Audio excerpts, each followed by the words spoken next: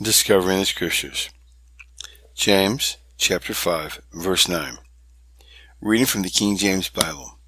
Quote, "Grudge not one against another, brethren, lest ye be condemned. Behold, the judge standeth before the door." Unquote. Reading from the English Standard Version. Quote, "Do not grumble against one another, brothers, so that you may not be judged. Behold, the judge is standing at the door." Unquote. Young's Literal Translation. Quote, "Murmur not against one another, brethren, that ye may not be condemned. Lo, the judge before the door hath stood." Unquote. Reading from the Amplified Bible. Quote, "Do not complain against one another, believers, so that you will not be judged for it. Look, the judge is standing right at the door." Unquote. Now let's go ahead and parse this out in the Greek. Grudge. Now let's parse this and let's take a look at it, how it's written. It's written in the present tense, so it's talking about now. It is in the active voice, which represents you as the subject, is the doer, the performer of the action. And it's written in the imperative mood, which is comparative to the English, which means it commands the hearer to perform a certain action by the order and authority of the one commanding it. So it's talking about now, it's talking about you, and it's talking about a command. Grudge not. Continuing. One against another. So that means don't compare. You against a brother or a sister. Brethren, lest ye be condemned. Now I looked that phrase up, ye be condemned. It's only used one time in the Greek New Testament, and it's used here. Let's parse that out. Ye be condemned is written in the aorist tense, so that is characterized by an emphasis on the action, not in the time of past, present, or future. It's in the passive voice, which represents the subject as being the recipient of the action. So this is happening to you. The subjunctive mood, which is the possibility of the potentiality that the action may occur or may not.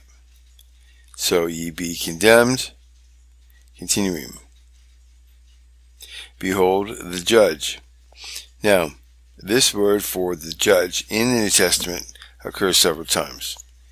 And each time it is talking about somebody who's actually a person like our judges in our system making judgment calls. Continuing. Standeth. Let's parse that out. That's written in the imperfect tense. So that means represents a continual or repeated action. It's written in the active voice, so it's talking about you as the performer of the action. And it's indicative mood, which means that it is stating a fact. Continuing, before the door. Now this ends the Greek parsing of Matthew chapter 5, verse 9. John Gill's commentary of the Bible, James chapter 5, verse 9. Quote, "Grudge not one against another, brethren." Unquote. On account of any happiness, temporal or spiritual, which another enjoys, do not inwardly repine at it, or secretly sigh and groan in an envious manner at it, though nothing may be said, as the word used signifies, much less complain of, accuse, and condemn one another, or meditate and seek revenge. Quote, "Lest ye be condemned." Unquote. Hereafter, at the bar of Christ, by the judge of the whole world, who is privy to the secret murmurings and grumblings, and the envious sighs and groans of men. See Matthew chapter 7, verse 1. Reading from the King James Bible, quote, "Judge not, that ye be not judged." Unquote. Continuing. Quote, "Behold, the judge standeth before the door." Unquote. There is another that judges, who is the Lord, and he is at hand. He is just at the door. A little while, and he will come, and not tarry. which may refer not to Christ's coming to destroy Jerusalem, but to his second coming to judgment, which will be quickly. For the gospel times are the last times. There will be no other age at the end of this. Christ's will come. This ends John Gill's commentary on James chapter 5, verse 9. Now, looking at Matthew Henry's complete commentary, looking at James chapter 5, verse 9, this needs to be looked into context because this applies to verse 7 and 8 before it. And let's take a look at this briefly. Attend to your duty. Verse 7, be patient. Verse 8, establish your hearts. Verse 9, grudge not one against another, brother. Consider well the meaning of these three expressions. Be patient, bear your afflictions without murmurings, your injuries without revenge, and though God should not in any signal way a manner appear to you immediately, wait for him. The vision is for an appointed time. At the end it will speak and will not lie.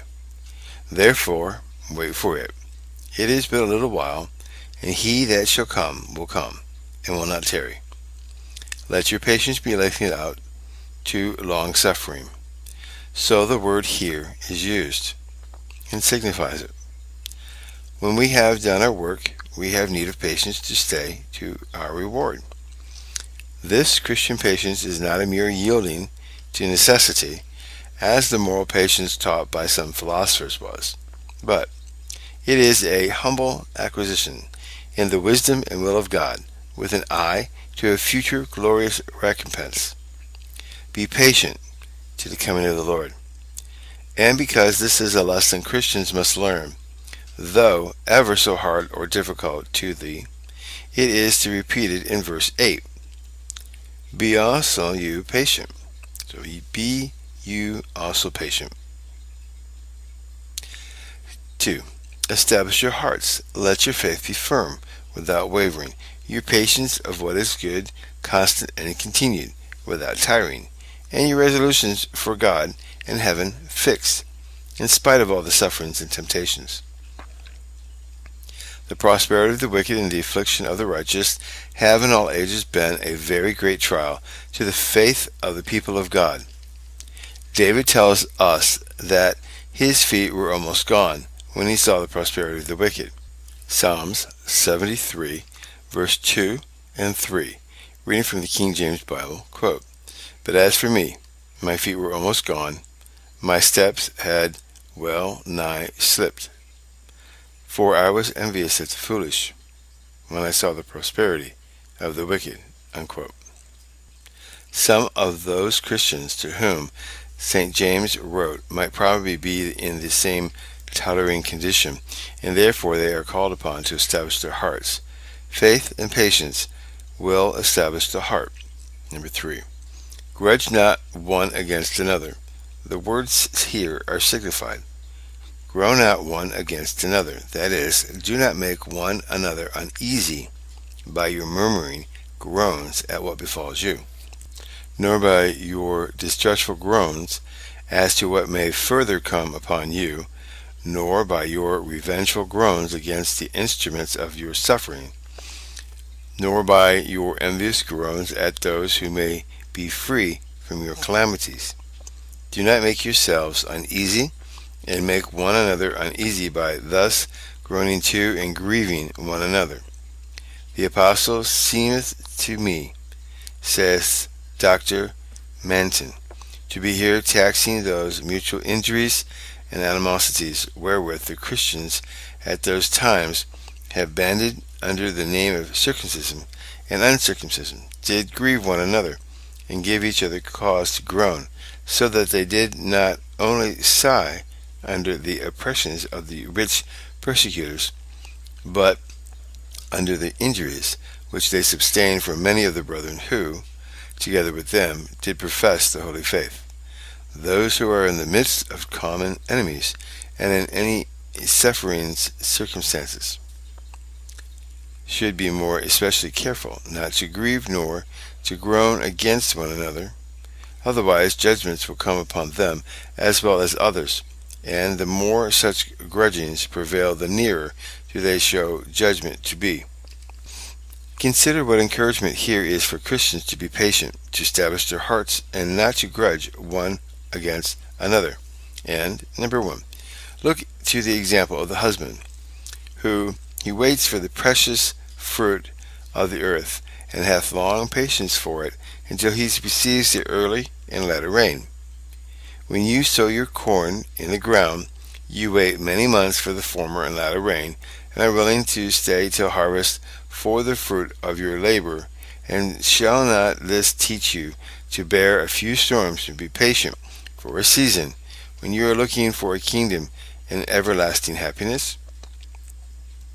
Consider him that waits for a crop of corn, and will not you wait for the crown of glory? If you should be called to wait a little while, then the husbandman does. It is not something proportionately greater and infinitely more worth your waiting for. But, number 2, think how short your waiting time may possibly be. The coming of the Lord draweth nigh. Verse 8. Behold, the judge standeth at the door. Verse 9. Do not be impatient. Do not quarrel with one another. The great judge, who will set all to rights, who will punish the wicked and reward the good, is at hand. He should be conceived by you to stand as near as one who is just knocking at the door.